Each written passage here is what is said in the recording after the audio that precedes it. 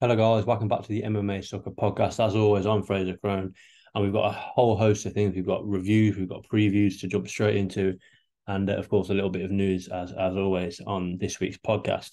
So how the podcast is going to run, I'm going to comment quickly on the two sort of key boxing matches that went down this weekend. Then of course we're going to jump into UFC Austin because it was a brilliant event. I'll go into talk about that in more detail later on. And then we'll preview this weekend's UFC and this weekend's PFL card, more importantly for me. And I want to comment a little bit on where a couple of the guys and girls are at in the PFL. But like I say, I'm going to jump straight into some boxing that went down this weekend. It was a big weekend for boxing that I didn't really comment on much last weekend because, I'll be honest, it wasn't on my radar. But Ryan Garcia picks up I think it was an eighth round knockout win to get back in the win column after he lost to Tank Davis and called out Rolly Ramirez. It was good for him to get back in the win column for sure, but it was far from vintage Ryan Davis, should we say? The Ryan Davis that we've come to know and love and to really get behind. So it'll be interesting to see if he does get that Rolly Ramirez fight, and if he does, how he performs in that one. I'm more interested in his next fight than I am in the fight that just went down. And over here in the UK, we had Mick Conlan suffer yet another knockout loss to, and this time it was to Jordan Gill. Again, these two guys, it was a bit of a crossroads fight for both men. The sort of loser leaves town, as it were. Jordan Gill obviously lost to Kiko Martinez. Sorry about this. Kiko Martinez last time out, that was in October 2022. He's had over a year out. And he said in his post-fight interview that, he had almost considerations of taking his own life and whatnot. And it's really great to see him sort of come back. And he put on a really, really good performance. He dropped Mick Conlan, I think, in the second. I think he had him hurt in the fourth, in my opinion. And obviously he got the TKO in the seventh. So I commented on it on Twitter or on X, as we call it now. It was a really good stoppage by the referee because Mick Conlan's style is to constantly be moving on the ropes, moving his head, moving his hips. And it's difficult to know when he's actually getting landed on flush, as it were. But, like I say, it was a really good stoppage.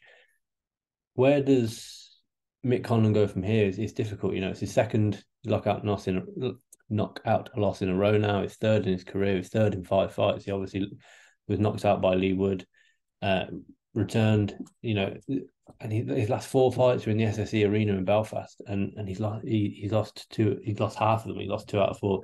Luis Alberto Lopez obviously knocked him out in the 5th round last time out, and of course last night he lost to Jordan Gill. He put something out on, I think it was either Twitter or Instagram, about Whale going out at 32. I think we can confirm that he's maybe not world championship caliber, which is a shame because he's a really good personality, but unfortunately these things happen. But let's be honest, it was all about UFC Austin, UFC Fight Night 52. UFC on ESPN 52, UFC Austin, as we all have come to know and love it. On paper, it was one of the best fight night cards of the year. But as we know, that doesn't mean that it always live up to expectation. This one certainly did. I'm going to go from the first fight on the card, comment on pretty much every fight on the card, because they were all really, really good fights. First fight of the night, Veronica Hardy versus Jamie Lynn Horst. Now, Veronica Hardy has seen somewhat of a career renaissance since, I want to say, teaming up with Dan Hardy, but getting married to Dan Hardy. I commented that on Twitter last night. Look, a happy fighter is a dangerous fighter, and that is exactly what Veronica Macedo, or Veronica Hardy, she's now known, is. She's happy. She's happy with Dan Hardy, and she looks really good for it. She took over 3 years off, returned in March and June to defeat Juliana Miller. She then took on the slightly more experienced Jamie Lynn Horst, a girl who'd never tasted defeat in her life. She was 6-0 at the time. She won a UFC debut against Hayley Cowan last time out in April. And I mean, it was a split decision win for Hardy, but I don't think that it really was, to be honest. I thought that she dominated the fight. I thought it should have been a unanimous decision victory. She's solid on the ground. She looks very small in there against Jamie Lynn Horth, but she didn't let that kind of, concern her in the fight. And what I would say is there's a bit of a clear key to the way that maybe fighters in the future will look to fight Hardy. But, we'll see. We'll see. She's, like I say, she's 2-0 at flyweight since returning after the 3-year hiatus. She should be really looking at the top 15. If we take a look at the UFC rankings, John would be a good fight. Andrea Lee's obviously now matched up. Karine Silva, Casey O'Neill's now matched up. I don't think she's quite there yet, but a fight against someone like a JJ Aldrich, a Marina Moroz, Montella De La Rosa, I think would be a good fight. Melissa Gatto, again, I think that would be a good fight. So, these are all girls. Marina Agapova, I don't know if she's even still in the UFC. Agapova, we haven't seen her for a long time. She obviously lost 2 straight to Moroz and Gillian Robertson last time out. So I'm not even sure if she's still in the UFC. I haven't heard anything from her lately. But it's really good and positive things if you're a fan of Hardy. And I personally am. I think she's great. I think Dan Hardy as a coach is brilliant. And you can tell that now they're just having fun. And they're having fun, I think she used to go into the octagon with a lot of pressure on her shoulders. And I'd love to talk to her or Dan about this one day. And, it's even the walkout, Bada Ban by Jason Status with a walkout song. You can see Dan Hardy dancing around. They clearly enjoy this. They're having fun, traveling the world together. Coach and train just happen to be man and wife. And, she's smiling, big smile on her face when her name's being read out. And then even after the fight, you can see her sort of silly personality come through, this fun personality, this, she's there, she's sort of flexing her muscles, as it were. Just, it's really nice to see, and a really good performance. Jared Gooden then came out and was battered in the first round against Wellington Turman, and then pulled off one of the great comebacks. He stood in the pocket, he swung with Turman. I can't remember if the finish came with a direct knockdown. I think it was, or it was a strike that led to Turman sort of, essentially collapsing, and then he locked in the rear naked choke for the win. Rodolfo Bellato and Pateria got on a really fun. I think they got fight of the night. That was a really fun fight, and that as well. There's danger in there for both men. But it was all about these next 2 fights. That did we really learn a lot about Drakkar Klose or Cody Brundage? Did we learn a lot about Joe Selecki or Zach Reese? Not really. This is the first time ever, and I'll be honest, I can't see how it ever happens again. But MMA throws up some crazy things. We had back-to-back slam knockouts. Just let that sink in for a second. Back-to-back slam knockouts. Drakkar Klose was the man who sort of kicked this trend off, as it were. He was kind of caught in an armbar by Joe Selecki. Picked him up, slammed him on the side of his head. He was out instantly. For Brundage, it was more of a sort of traditional slam against Zach Reese. I think Zach Reese was probably out. If you look at his feet, they go stiff. But a couple of follow-up shots was all she wrote for Reese. But back-to-back slam knockouts. I think there was a stat there. It was 21 slam knockouts in the UFC since its inception, 30 years ago. And now we get two in the same night. So two in the same night, 2 back-to-back. Brilliant, absolutely brilliant. And then we had the prelim headliner, which saw Miesha Tate return to action against Julia Avila, who herself was returning to action. This, for me, was the best that Miesha Tate's ever looked. Avila was, she was very up and down in her career. She had, I'm just looking down, she hasn't fought a lot in the UFC. She made her debut back in 2019. She beat Pani Kinzad. She then had 4 fights against Carl Rosa cancelled. I think, Rosa withdrew from 2 of them, and the event was cancelled due to coronavirus for 2 of them. She then fought Gina Mazzani. That lasted 22 seconds, a 22-second knockout in her favour. She was then supposed to fight Nico Montano. That was cancelled twice. She fought Sijara Eubanks and lost by decision. She then was scheduled to fight Montano again. She withdrew again. She then was scheduled to fight Julia Storolenko. Storolenko didn't make the walk. She then did fight Storolenko and win by rear naked choke, and that was back in 2021. She looked to return at the end of 2021 against Raquel Pennington, and Avila had to withdraw from that one. So she's only fought, I think, 4 times now in the UFC, and she was ranked 13 in the UFC, which kind of shows you how high the UFC are on Avila. But if you look at her career, she's now 2-2. Sorry, 3-2 in the UFC, and she was just purely dominated. She was absolutely dominated by Miesha Tate. Tate, I think I'll just pull up the stats now because it's a shocking read if you're a fan of Avila. Tate landed 127 total strikes. Avila landed 11. She landed 4 or 5 takedowns, 32 to 3 significant strikes. And I think those significant strikes are purely when Miesha Tate was looking to shoot in for the takedowns early in the fight. Her wrestling looked smooth. Her transitions on the ground were almost flawless. Miesha Tate, she had many opportunities to lock in, but I thought she had many opportunities to lock in the Von Flue choke. She wasn't able to get that. She had a couple of arm triangle opportunities, but she did finish it in the end by rear naked choke in the final round. Not quite sure. I mean, with a rear naked choke comes sort of face crank, but Avila really panicked as soon as that came in, and she was pointing to her mouth and everything. It was a crazy finish. But like I say, I think this is the best that Miesha Tate's looked, and I want to see her back. You know, she's ranked 12th in the rankings now. Cal Rosa, Yana Santos, Pansy Kinzad, even Irene Aldana, in my opinion, all make sense. I know Aldana's matched up, but all of those fights make sense. And this Miesha Tate, I think, could make a run at the title. And I honestly believe that.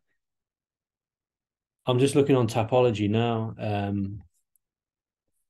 The thing is, Irene Aldana and Cal Rosa are booked. Raquel Pennington and Maya Benasilva are booked for the belt in January. But from now, you've got, Ketlin Vieira and Macy Chierson are booked for February. I think so that's also for January. So there's lots of options for Miesha Tate, and excitingly, she looked really good in this one. And then we got to the main card. Puna Soriano and Dustin Stofus put on it was a fun fight. There's a lot of counter punching. Puna Soriano was very sort of southpaw, left hand heavy, which kind of didn't play in his favor. And he got dropped at the end of the first, and then he got choked out in the second. It was a good win for Stofus. Clay Guida broke an unwanted record. He's tied the most amount of losses in the UFC, I think, with 19, with Jeremy Stevens. It's an unwanted record to have, but Clay's gonna Clay. Joaquin Silva looks all right in that one. I don't think he's gonna be calling for a title shot, but it is what it is. But then I think the 4 main talking points came from the last 4 fights. Sean Brady returned after losing to Bilal Muhammad and looked phenomenal. It was just like with Miesha Tate, a big wrestling heavy focus. Barely looked to stand with Kelvin Gastelum at all. When he did, I thought Kelvin looked awful on the feet. I'll be honest. He was constantly sort of falling over, tripping over, getting taken down. Sean Brady looked really good. 5 out of 5 takedowns. The wrestling from Sean Brady was on point, something that he didn't or wasn't able to do against Bilal Muhammad last time out. He looked to stand with Bilal Muhammad, and obviously that didn't work. He tried to take Bilal Muhammad down 5 times in their fight. That didn't work. This time, Kelvin Gastelum, let's not forget Kelvin Gastelum's first time he's making welterweight since 2016. So you're talking, you're talking 7 years. He's going to be the bigger guy in there, Kelvin Gastelum, naturally. He fought Chris Curtis last time out. He's fought Jared Cannonier, fought Robert Whittaker, Ian Hines, Jack Hermanson, Darren Till, Izzy, Jacare, Bisping, Weidman, Vitor Belfort, Tim Kennedy, Johnny Hendricks. These are big guys, big guys. And Sean Brady took him down with ease. And for me, Sean Brady is a massive threat. He finished the fight in the third round by Kimura. Just kind of what he does. He had multiple rear naked choke opportunities. I think he had a pretty deep triangle at one point. Kelvin defended himself well on the floor, without a doubt, but it just wasn't enough. Sean Brady was just a man on a mission last night. And, Calvin doesn't lose a lot, and he certainly doesn't lose a lot by submission. He's got that loss to Sean Brady by submission. He's got a loss to Jack Hermanson and a loss to Chris Weidman. Now, all the other guys that he's fought were not able to submit him. Jacare wasn't able to submit him over 3 rounds. You've got people like Jared Cannonier, Robert Whittaker in there. I mean, Tyron Woodley, Jake Ellenberger, Rick Story. I mean, obviously Uriah Hall wasn't able to submit him, but I don't think Uriah Hall shot for a takedown in his entire life. But it was a really, really good performance by Sean Brady. And he called out Ian Machado Gary, who I've got a piece coming out. I think it's probably going to come out tomorrow on Ian Gary's Hell Week from Hell. And it was I think it was a sensible call out for Sean Brady, because Sean Brady's ranked 9, Ian Gary's ranked 10. Sean Brady said, look, if Ian Gary can get through Vicente Luque, I want him next. And I'll be honest, I don't know how that fight's going to go, but I know for a fact if the UFC want to push Ian Gary, they don't put him against this version of Sean Brady. No chance. I think Sean Brady, a logical fight for Sean Brady would be to either look to fight up, as it were, look to fight higher in the rankings. We've got sort of Jeff Neal in the welterweight rankings. You've got who isn't booked. You've got the loser of Shavkat versus Wonderboy, or the winner of Shavkat versus Wonderboy. You've got Gilbert Burns, who wouldn't be a bad guy to sort of call out, However, obviously the style of Brady, who's going to be looking to fight to the floor, do you want to go to the floor with Gilbert Burns? Certainly debatable. But there's options for Sean Brady. I don't think he gets the Ian Gary fight, because I think they're going to try and protect Ian Gary from that style. A really good fight, I think, would be Jack Della Maddalena versus Sean Brady to headline a fight night, March, April of next year. Sean Brady took next to no damage in this one. The two guys were scheduled to fight, and I think they have got a little beef. So that one makes sense to me. I think that would be a really good fight. The next fight on the card was won by Davison Figueiredo in his bantamweight debut over Rob Font. I think I picked Rob Font to win this one because I thought he'd be too big, too long. And, that jab of Rob Font, I thought would be just too much for Davison Figueiredo. What played out was a fairly routine victory for Figueiredo, who took Rob Font down with ease. He was able to land his shots, land his counters. He won 3 rounds to 0 on all 3 scorecards.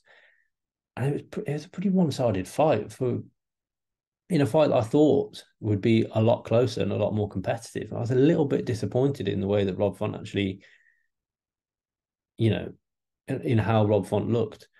What I will say is that Sean Brady, that's how high I am on Sean Brady. I'm still talking about Sean Brady. But what I will say is that Figueiredo did look small in there. Yes, Rob Font is on the sort of larger side of bantamweights. He's 5'8" with a 71.5 reach advantage. Figueiredo is 5'5" with a 68 reach. He did look kind of small in there, but with his size came slick counters, speed. And what's most important is that he took Rob Font down with ease. Like I say, with ease. They weren't the most technical takedowns, but he was just able to take him down with no problem at all, which is a really good sign against a big bantamweight like Rob Font. And also that power from flyweight, we know that Davison Figueiredo is notorious for his power. And again, he was able to that power carried up from 125 to 135. And it's really exciting because we've got yet another person now in the bantamweight division that could really cause everybody problems. We've got a big bantamweight clash coming next week in the main event between Chris Gutierrez and Song Yadong. We've obviously got the title fight between Sean O'Malley and Marlon Vera. Pretty sure that Merab Dvalishvili and Henry Cejudo are booked. Petr Yan is a potential fight for sure. You know, it'd be difficult for. I think Rob Font will drop a good few rankings now, maybe to sort of 11 or 12. Everyone else will move up, and Davison Figueiredo will be ranked. You can't not rank a guy who's just beat a ranked guy, as it were. There's a lot of potential for Davison Figueiredo at a bantamweight, and it's exciting because it's yet another name just to throw into the hat, as it were. Co-main event: Jalin Turner steps in on short notice to knock out Bobby Green in 2 minutes and 49 seconds. Now, Bobby Green had a week of it for sure. He got into it with Arman Tsarukyan and Tsarukyan's team. He had a sort of a last minute, 10 days notice. He had a change of opponent. Jalin Turner cut. I think he released a photo this morning from the 22nd of November. So that was what, 10-ish days ago, 11 days ago. Well, it would be 10 days from 8 days from when not a long time ago at all, but about 8 or 9 days out from the weigh-in, where he weighed 188, I think it was. He weighed in at 156 on the night. Phenomenal stuff from Jalin Turner to make the weight. He missed weight against Dan Hooker, so he had to make weight in this one. It was a tough one to make weight for, without a doubt, but he did it. And it was a fun fight. Jalin Turner was always going to be the more powerful guy and the quicker guy in there. It's just whether Bobby Green could use that experience. And I mean, Bisping commented on it in the on the broadcast that Bobby Green's style is to have his hands down really low, use a lot of head movement. He uses that Philly shell really well to roll his shoulder. And every time Jalin Turner was landing on him, Bobby Green was talking to him. And it was a shot behind the ear from Jalin Turner that wobbled Bobby Green and dropped him. And it's unfortunate because it was a really good finish and it was a really good opening that Jalin Turner took the opportunity for and finished the fight. The talking point is, however, the absolutely atrocious refereeing from I can't remember the referee's name. Let me just double check because I don't want to badmouth this referee. It was Kerry Hatley. That's one of the worst stoppages I've ever seen. If you like violence and if you're a bit of a sicko, go back and watch it. I won't be going back and watching it. Bobby Green was pretty much knocked out 3 times. He was knocked out. The fight could have been stopped when Bobby Green was dropped. He then hit the floor and had his hands, he was face down on the floor, covering up. Fight should have been stopped then. And then after all that, he was put out to sleep.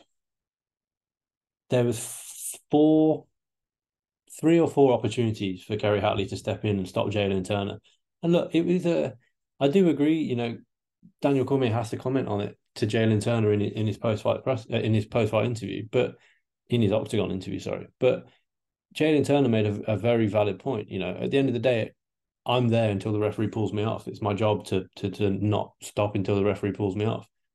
And he's well within his right to carry on hitting Bobby Green. It's Kerry Hatley's job to protect Bobby Green, not only from Jalin Turner, but from himself. Bobby Green's one of the hardest guys in the game, without a doubt. And Kerry Hatley should have been there to protect Bobby Green from what was. And it was an absolutely atrocious stoppage. And thank God for refereeing the main event. I'm going to quickly look at who it was. Mark Smith, one of the best in the game, without a doubt. So Jalin Turner beat, but I want to go on to talk about the main event now. Thank God for Mark Smith because he was right on it. In the main event, Arman Tsarukyan showed us what he hasn't really shown us in the past, that he's got legitimate knockout power.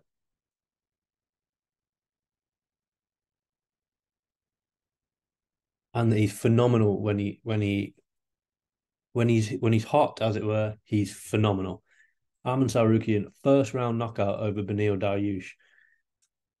He faked the knee, came over the top with the right, dropped Beneil Daruish. I think one or two follow-up shots was all it was needed before the referee stepped in and did the right thing and stopped the fight. It was a really good stoppage. We've seen this happen to Beneil Daruish in the past against Alexander Hernandez when he was caught cold in 42 seconds. We saw him pretty badly beaten up against Charles Oliveira last time out, and now we've seen him just get absolutely dominated by Arman Tsarukyan in 1 minute and 4 seconds. Excuse me. The problem for Beneil Daruish is that, at 34, I think Father Time has already caught up on him. If he hadn't have had all that time out after he beat Tony Ferguson, he did return to face Mateusz Gamrot, and he wasn't able to sort of carry that good form on against Charles Oliveira and on against Arman Tsarukyan. It's difficult for Beneil Daruish now to ever see. It's difficult to ever see Beneil Daruish getting a title shot. But it was all for me. It was all about Arman Tsarukyan. Arman Tsarukyan extends his winning run now to 3 straight. Damir Ismagulov, Joaquim Silva, and now Beneil Daruish. Performance of the night winning knockout, 1 minute and 4 seconds. Absolutely brilliant performance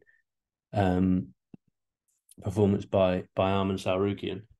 But what I will say is it's difficult now because he called for a title shot and I don't think that he gets it. But we have to ask, what is next for Arman Tsarukyan? Naturally, we have to ask what's next for Arman Tsarukyan because he's just knocked out the 4th best lightweight on the planet in just a little over a minute. We know that Charles Oliveira is getting the next title shot. We know that Justin Gaethje will probably be next for him. Does that mean that he'll fight Dustin Poirier? I spoke to my former co-host Tim Wheaton about this on Twitter. Is it Michael Chandler? The Michael Chandler fight makes a lot of sense to me. But he's sitting out to face Conor McGregor. Tim suggested maybe Rafael Fiziev. For me, that's not the fight. Fiziev's coming off 2 straight losses, and Tsarukyan will likely be ranked above Fiziev on Monday. So for me, that's not the fight. I think the fight is Dustin Poirier. Does Poirier take that fight? I don't think he does. It's not a big money fight, and that's what Poirier's used to now.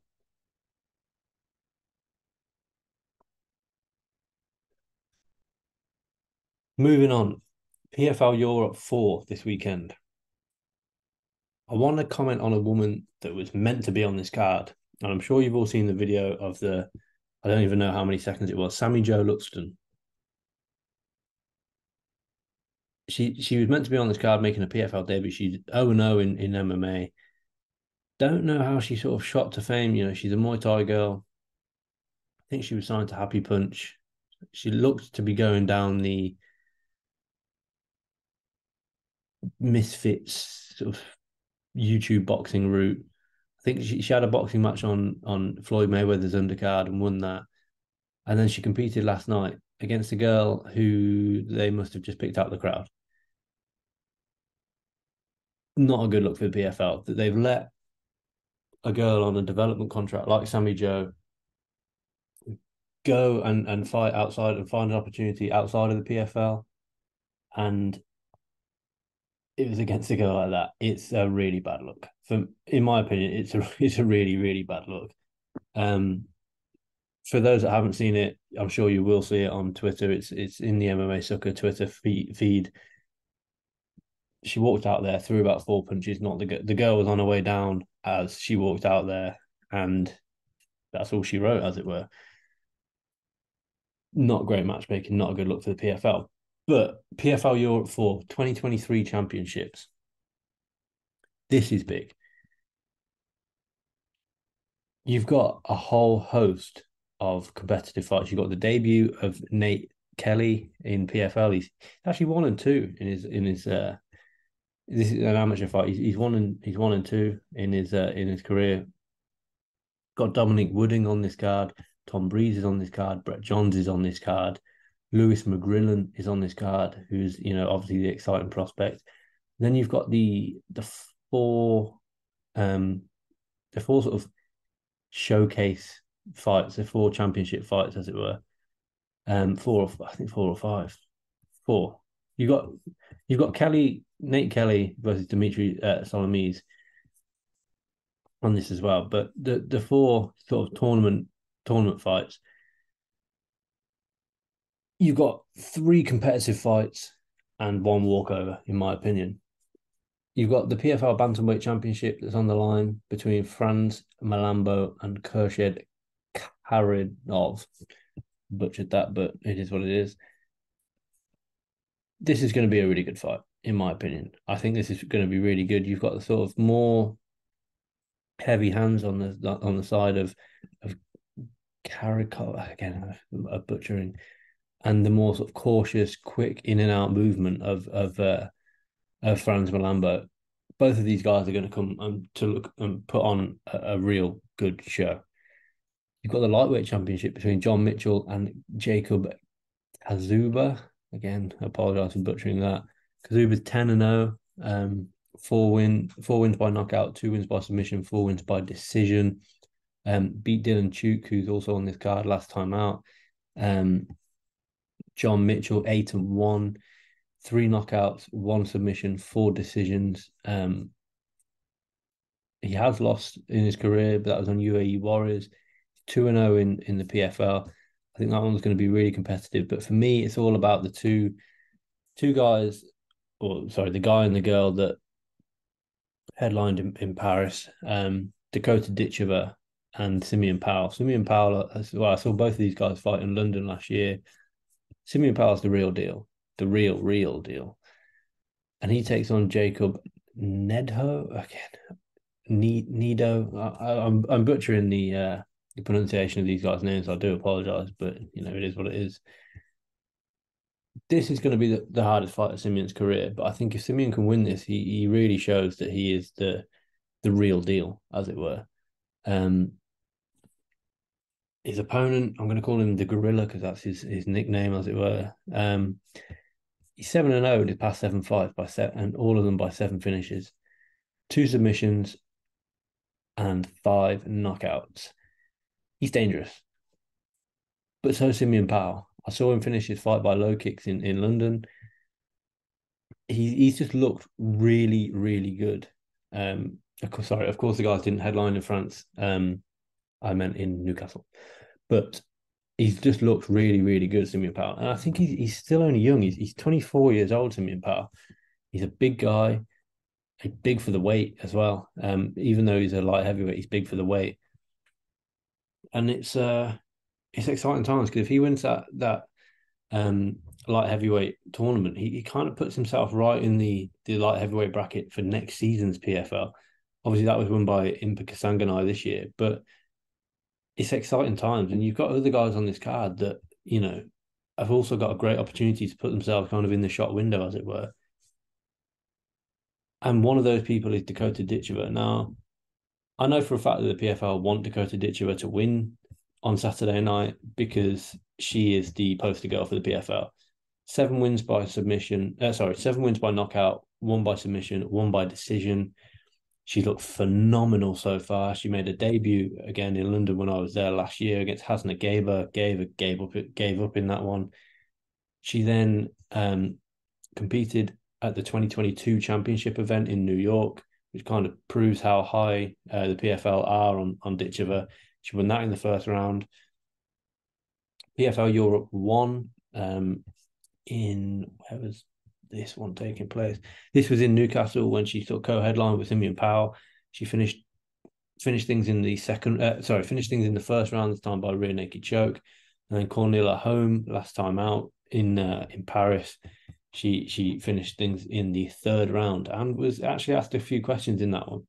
She then faced off with Valentina Scatizzi, who, let's not forget, Scatizzi was meant to fight on the same card as Dakota. Her opponent missed weight and she didn't even have to compete for her place in the final. It's really hard to see how this one's going to be a competitive fight. And I would put your mortgage on Dakota dominating Skitisi, because Skitisi,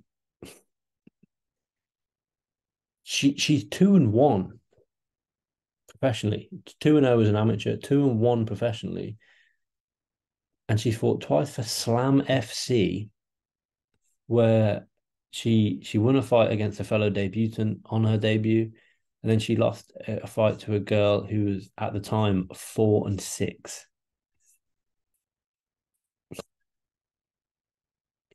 It's and then she beat Lizzie Gervais. She beat Lizzie Gervais in her debut for the PFL. I As you can probably tell, I'm not too high on this kind of matchmaking, because, in my opinion, she hasn't, to not fight or not have a replacement fighter just waiting in the wings in case something happens to one of the fighters in the semi-finals, for me, is a terrible look for the PFL. You're putting Dakota Ditcheva, a girl with a whole massive kickboxing and with a whole massive Thai kickboxing background, 9-0. Yes, they've just bought Bellator, but they don't want to go down that Bellator model of just giving their favorites easy fights, because it turns people off. And that's a fact. That is a fact. You look at someone like Raul Rosas Jr., given a fairly straightforward fight in his first UFC fight, second UFC fight, bang, straight in with a more difficult fight. You've got people like Conor McGregor. He's facing tough opposition straight from off the bat. Paddy Pimblett hasn't done that, and they're giving it, and people are starting to give him stick for it. Now, when he fought Jared Gordon, he was asked a lot of questions. Now, if Dakota wins this, she's going to be the face of the women's flyweight division for next season.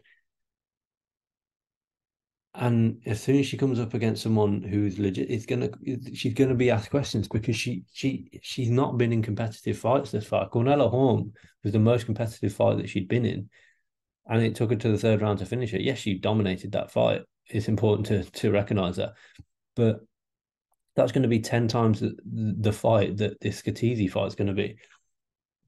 And the most dangerous thing in this fight is if Dakota overlooks it, which I really don't think she does. She will. She trains out of American Top Team and Manchester Top Team when she's at home in the UK.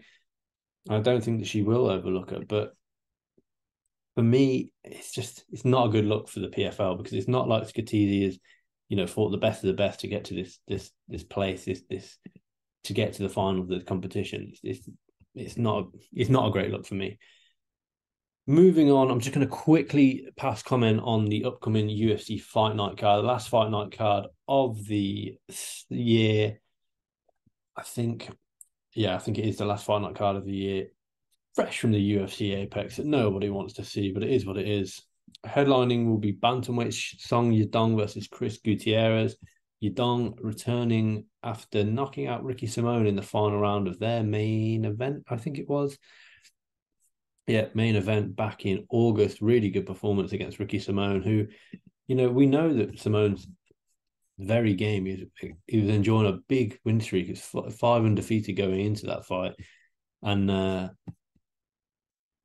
Song Yadong knocked him out in the final round. So we know that power carries late for Yadong. Chris Gutierrez, obviously, kind of had a bit of a career renaissance when he knocked out Frankie Edgar. He was riding a big win streak. He did lose to Pedro Munoz, but then he won his last one in pretty dominant decision fashion. That was back in October. Co-main event, we see Anthony Smith versus Khalil Roundtree Jr. Khalil Roundtree was scheduled to face somebody else. Amzat Murazakhanov. Apologies again. I'm not very good at pronunciation, as regular listeners of the show will know. He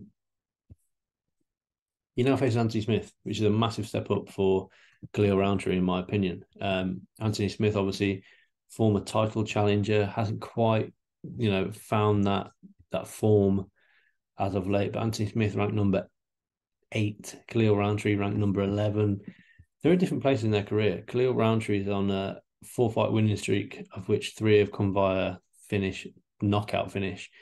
Anthony Smith won his last one against Ryan Spann, but before then lost to Johnny Walker and lost to Magomed Ankalaev. I think what's going to play real importance in this one is the leg kicks of Khalil Roundtree. He's massively changed up his training. I think maybe since he lost to Johnny Walker, I think it was the loss to Johnny Walker that kind of forced him to change up his training.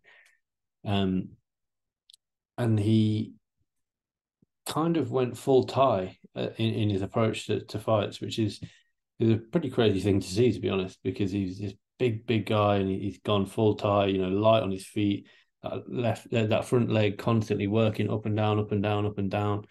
And I think the leg kicks are going to play a real part in this one, and he's going to eat the legs up of Anthony Smith, and I think he could even win the fight just even via leg kicks. There's a potential. Andre Muniz returns on this one as well. He's coming, he was undefeated in the UFC for a long time.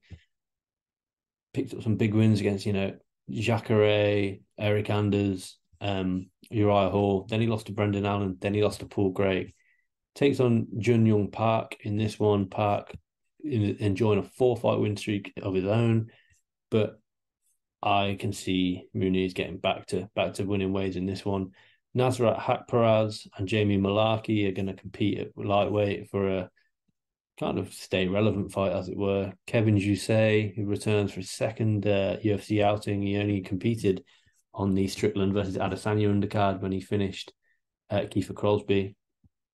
He returns up against Kenyon Song. There's a couple of women's fights on this card as well, with debutants Rayana Dos Santos and taking on Talita Alencar, and Luana Santos, I think, makes her second UFC appearance as she takes on the she's a veteran of the game now, Stephanie Egger. She's 35 years old. She's a 6-fight UFC veteran. She lost her last fight via knee bar to Alexeva. Obviously, Alexeva then went on to lose to our own Melissa Dixon. But, I mean, a rating for UFC Austin out of 10, I'd give it a 9 out of 10. Straight up, there was hype going into it. It was in front of fans, which is massive, which is a massive thing in my opinion. It was in front of fans.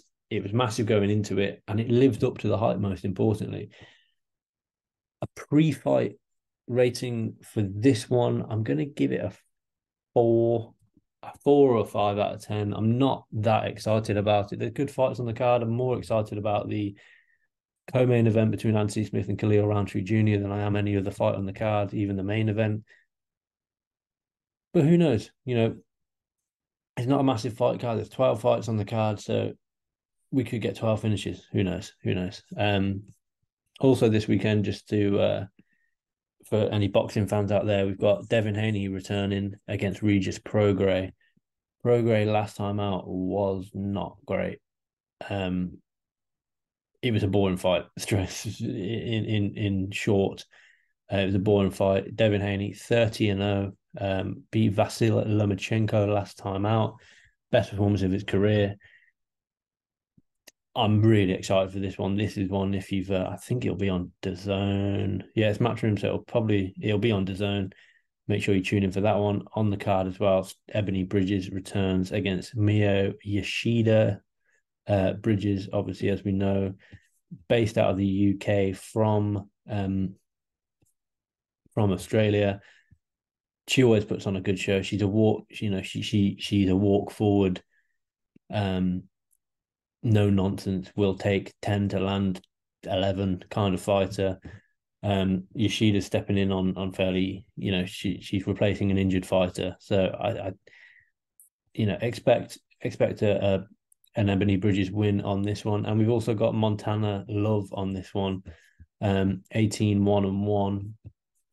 Montana Love lost his last fight by DQ due to the fact that he threw his opponent over the ropes, forgetting that he's not competing in a Royal Rumble. He takes on the undefeated Liam Parrow. I think it should be a fairly competitive fight. I think Para probably. I mean, it's going to be competitive. I think Para wins it. Um, sorry, yeah, it is what it is. But it's all about that main event: Devin Haney versus Regis Prograis. I'll break that down on next week's show, and I'm going to do a mega look into UFC 296 because it is one of the best cards of the year. I believe it's going to be pay-per-view for UK and Ireland. So anyone listening from the UK and Ireland, you're going to have to pay for this one. But it is what it is. It's worth the money. I'm just looking at the card now. There are a whole host of excellent, excellent names on. You've got returning fighters, you've got former champions, you've got former title challengers littered throughout the card, topped off by the co-main and main events for titles. I'll go into more detail on that next week, but thanks for listening, guys. It's been a fairly long episode of me just rambling on about what was a phenomenal fight night. And what promises to be an interesting week of combat sports. So, like I said, thanks for listening, guys. I'll leave all my links down below. Please subscribe and like the video and all that good stuff. Get in the comments and let me know if you do think that this was the best fight night card we've ever seen. So take it easy, guys, and I'll speak to you next week. Thank you.